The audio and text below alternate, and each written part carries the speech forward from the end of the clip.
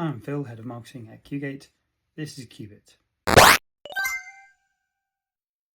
For this QBit, I wanted to talk about what marketers can expect from the upcoming Agentic Dynamics 365. So we already know Dynamics is a really powerful platform and it's very good at managing your customers and your campaigns and your data. But what the introduction of the Agentic AI means is that it can take action without you having to tell it to, rather than just serving up information and you having to kind of go off and do it yourself.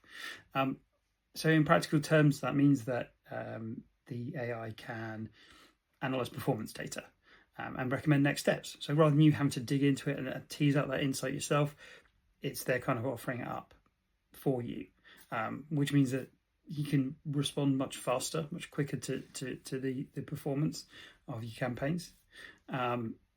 It can segment the data automatically for you based on how past campaigns have performed, based on client behavior, client intent, and it can also generate campaign drafts for you, right? So you can get your campaigns most of the way there relatively quickly, which means you can spend more time on making sure those campaigns are, at their glowing, shiny best.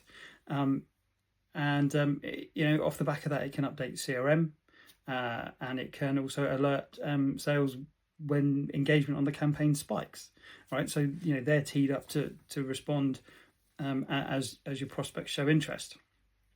So it's going to allow you to go much faster, but it also is going to help the business work more smoothly, because rather than having your co-pilot over there and sales co-pilot over there and they're not kind of really talking, the AI agent will work across all the departments, so sales, marketing, customer service, and so it means that everybody's acting on the same insight, which means that the actions you take are going to be far more precise, far more responsive, and hopefully far more successful.